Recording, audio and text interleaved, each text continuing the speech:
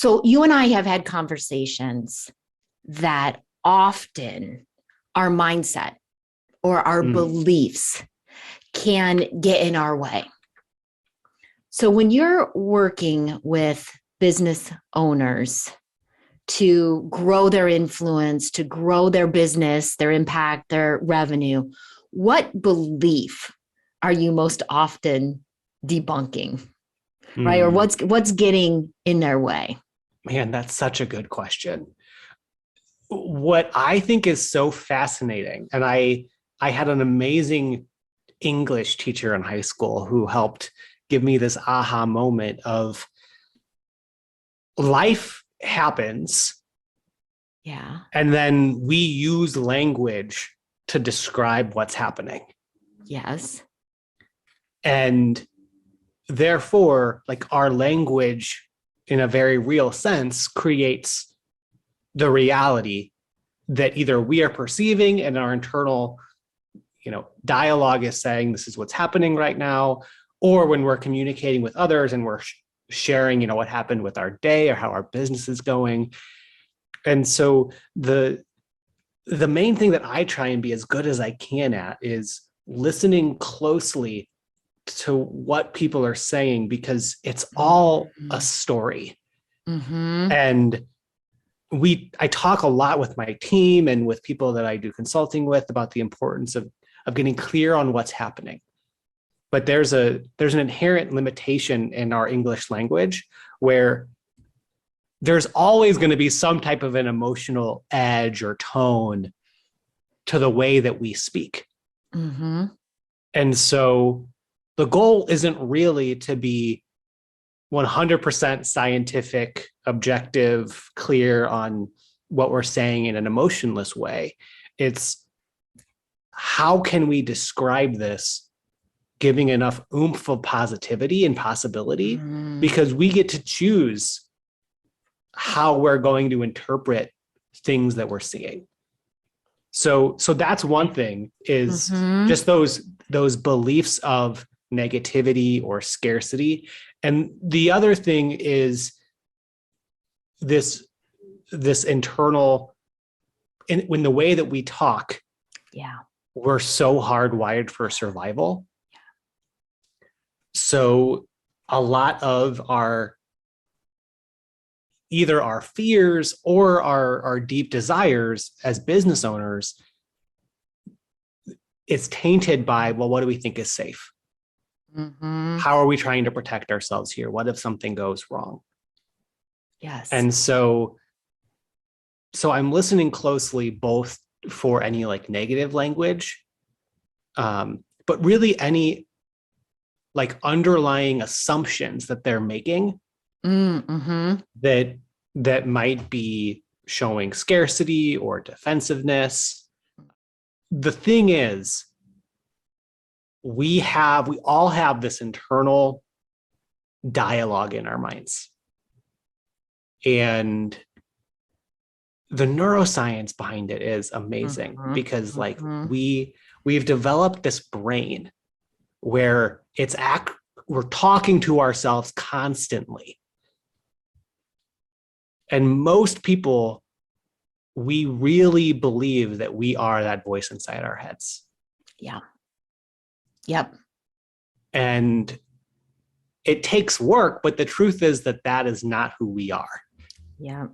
And the more that we can become just more meta aware of that and choose action over habit, and see, oh, I'm not my default gut first instinct when I'm observing this problem.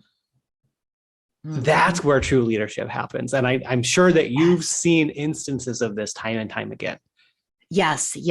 I love everything that you're saying. I think that you're describing very powerful listening, that any consultant or coach, whether we're being a coach for our colleague, right, to listen, to hear the assumptions, any cues of negative self-talk. It's never going to be possible, or they're not going to understand it. or what's not being said, right? That's what's not being said in between what they are saying, and being able to shed light on those blind spots or those assumptions that all human beings make. Yeah. Because of how our brains work, right? Assumptions that we're making, yet we have a choice about them once we have awareness that they're running the show. Right. And that is such a well put recap of what I just said.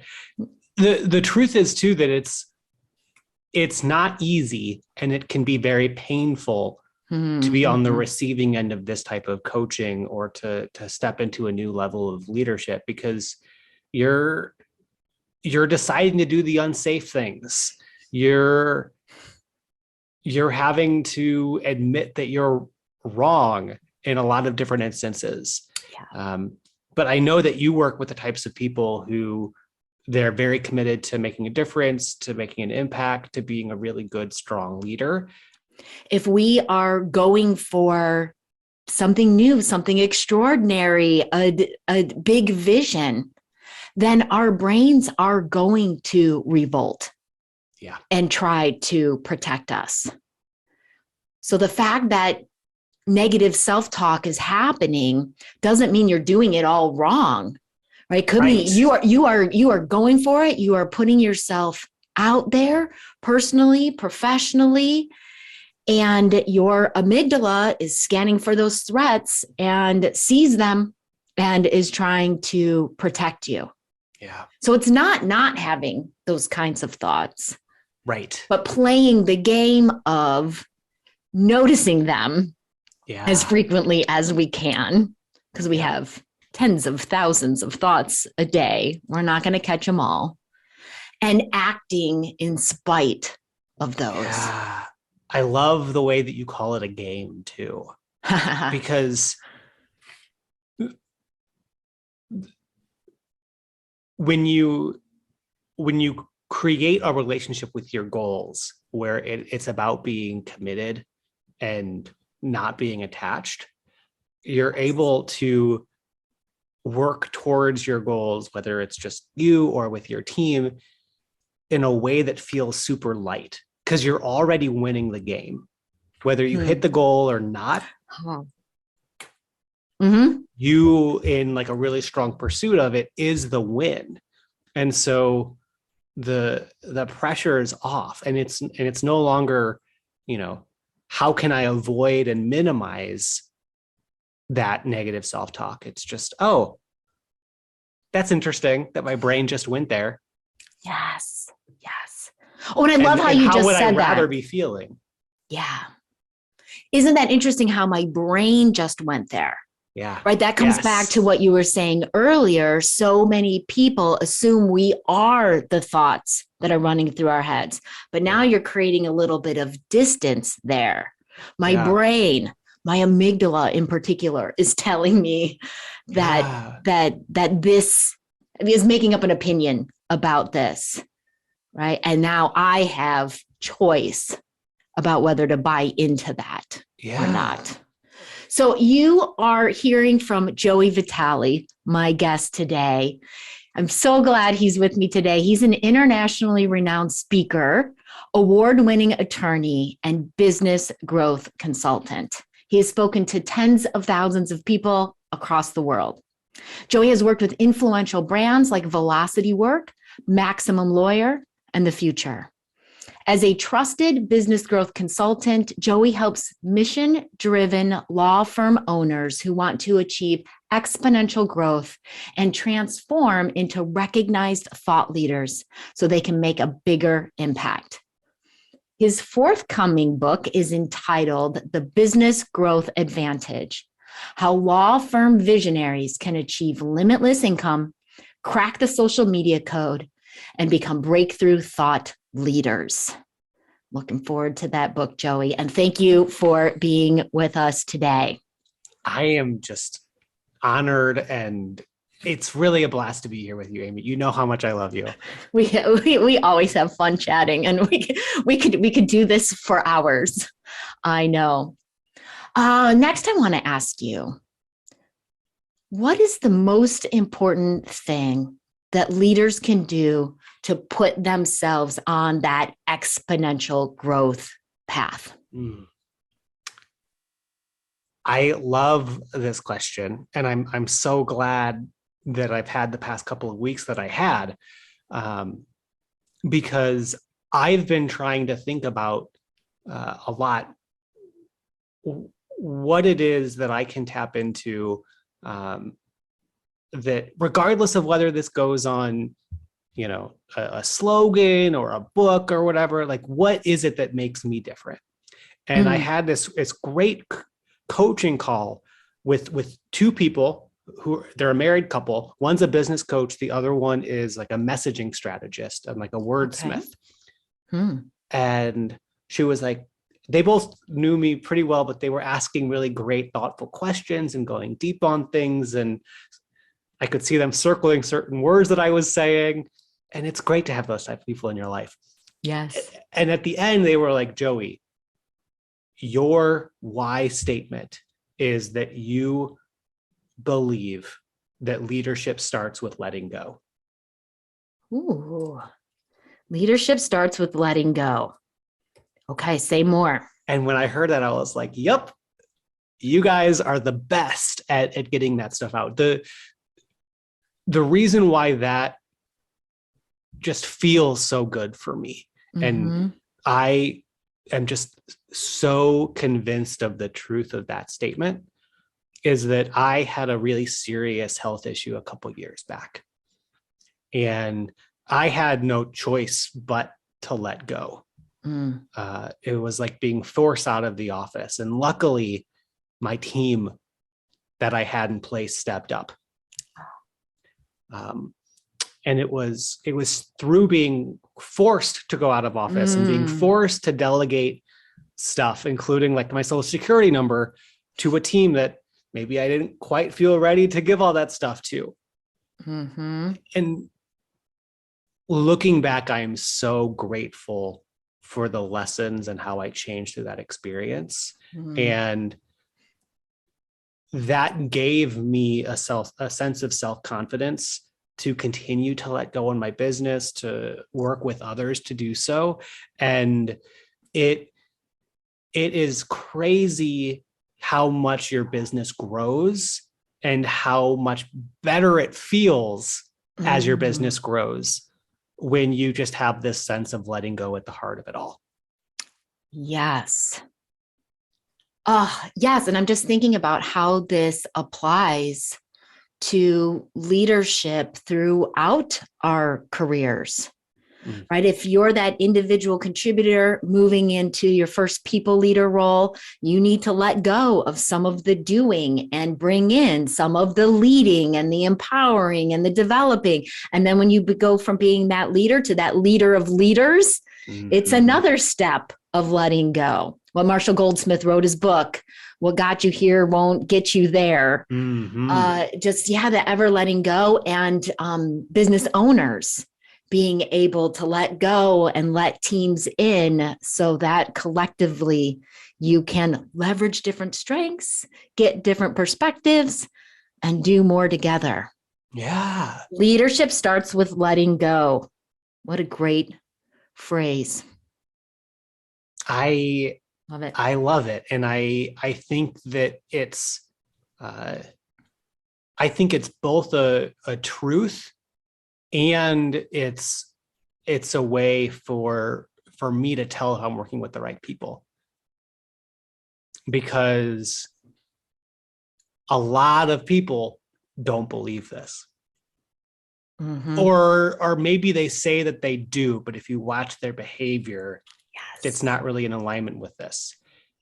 So, Joey, you had a personal situation where you were, in essence, forced to let go in many ways. We've got our brains working against us here. We've got patterns and habits that we've been entrenched in for decades. How do you help leaders, business owners start to let go? Yeah. this might sound counterintuitive, but the first thing I do is I lean in to their concerns. Nice. Okay. And I'm like, I want to hear it. Tell me what you think is going Yep. to happen. What are those worst case scenarios? Mm-hmm. And I work with them to just build a long laundry list of worst case things. And we get it out. Mm-hmm. Because once you actually write it out, that in itself just says, okay, like that's There it never is. gonna That's happen. the worst that could happen. That's the worst that could happen. And then once you look at it, you're like, okay, zombies might happen before this happens. But you get that all done. And then we shift and we say, okay, I call this the trust seesaw. Okay. We're going to get off of this side of the seesaw. We're going to go to the other side and just sit. Mm-hmm. From the other side of this what if seesaw, what good could happen? And Might be possible. Yeah. what might be possible. And it's really interesting because the gears move slowly at first.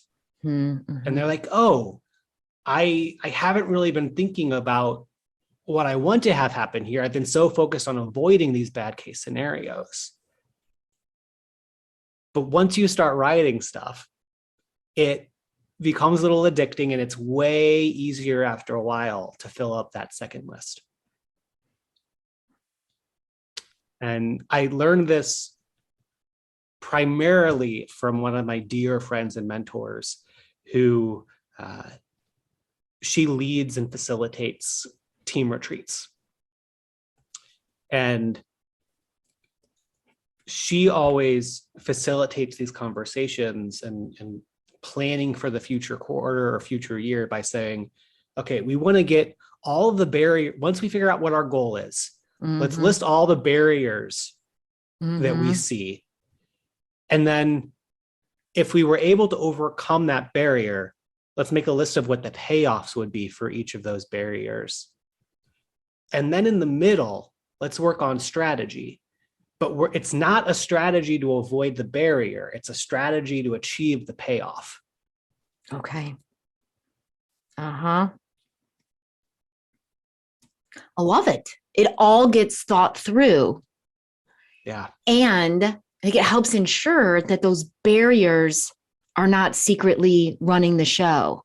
Right. And having us hesitate in moments because that concern, that barrier is swirling in the background. We've brought it out. We've had a healthy analysis of it. Yep. And we've got the best ideas for strategy that we've collectively come up with. Yeah, you're actually working towards a vision instead of trying to run away from a nightmare. Yes. Let's go get on the best case scenario side of the seesaw. Yeah. Because living with these concerns is just going to keep holding us back. Yeah. And now what I'm working on doing both myself and with the business owners that I work with is how can you create your day and your week so that you're just always on that other side of the seesaw, and people can come to you with things, and maybe you're paying them to sit on the other side of the seesaw for you, but really quarterbacking your attention as the visionary. Yes. I love this, Joey. I talk a lot about how it's easy to just get into the swirl of busyness these days. Well, and also a swirl of cynicism. Sure. And we're touching on that as well. But yeah, when you have that strategy to get the payoff that you're looking for, right? You've got your why right in front of you, and you've got your most important work right in front of you. And how do you start your days making sure that you do that stuff first, or there's time built into your days to do that important stuff? Because otherwise we will just get into the swirl of responding to emails or other things that ping us and come our way during our days. Yeah. And not get to that important work. Yeah, you got to avoid those swirls. Yes. I'm going to shift gears on Okay. you, Joey, and ask another question, because part of your subtitle of your book is Crack the Social Media Code. And I know a lot of leaders who own businesses or are very conscious about their online presence. Yeah. Right. They want to convey a particular reputation so that they're able to get involved in the work and make the difference in the world that they want to make. What are leaders doing wrong when it comes to social media? Or what do we need to know to have? That's a really good question. Well, this doesn't apply to all leaders, but if you're a business owner and if you're what I would term a thought leader, then you need to make sure that you're considering profit in your social media strategy. Yeah. And which means having a really, really good offer that when the right people hear it, they want to throw credit cards at your face. Mm-hmm. And having a sales machine in place so that you can effectively take potential good fits quickly down that know, like, and trust cycle. Mm-hmm. So you need to validate that you have the offer, the positioning, and that sales machine in place. Once you have that, then you get to look into just visibility. Okay. You can just attract one profit, two visibility. Yes. So once you've got that profit center in place with your offer and your sales machine, now it's just about, okay, how can I get as many eyes around this as possible? Mm-hmm. Mm-hmm. And a lot of people then jump to, okay, do I create Facebook groups, podcasts, whatever? And all that's great. Mm-hmm. But there is a sneaky shortcut here. Okay. For community and connection. And what can I do to save myself some effort while I'm trying to build up my own audience of getting shared visibility, on being a guest expert on other people's podcasts, on being a really engaged member of a Facebook group that's really complementary to what I do? How can I start to build referral networks and have a strategy around referrals? And so, again, this is something that just makes cracking the social media code way easier. Again, having it so that it's highly profitable, that things work, and then it's all about, like, going on tour, so to speak. Yes. Very clear to see your focus on growth in your response there. Yeah. And I love that you went to profit. A lot of organizations are investing a ton in their social media presence. What is the ROI? Right? And if we want growth, right, we want that to be revenue growth, right? And then we want to be getting in front of more eyes. And then I love this challenge of how do you use how do you leverage your connections in a win-win sort of way to expand the circle? Yeah. Right. So your first circle is involving your second circle is involving your third circle and so on. Yeah. And I also just want to say, especially if you're a business owner that is thinking about social media and you're wanting to sell things like a book or a course or a program, with profit comes impact. And the best way for you to make a change in people's lives is for them to buy your stuff so that they can get the result that they want. Yeah.